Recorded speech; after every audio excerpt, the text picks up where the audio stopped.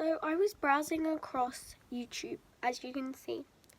Found a girl's video and I thought it was amazing. But this guy ruined it for this girl. He started swearing at me. I said, guys, please leave her page. If I bet you can't do any better, because this edit was amazing. Like, oh my god. I'd like to see you try get 300. And then, bro, you have 6 subscribers. Bet you don't.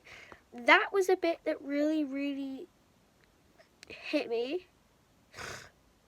And then I have to expose him, and I reported him because you do not behave like that.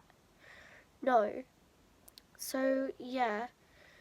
Also, this is his channel, and it actually hurt me. Like it was shocking, and it made me upset. So please don't act like this. It's not the world.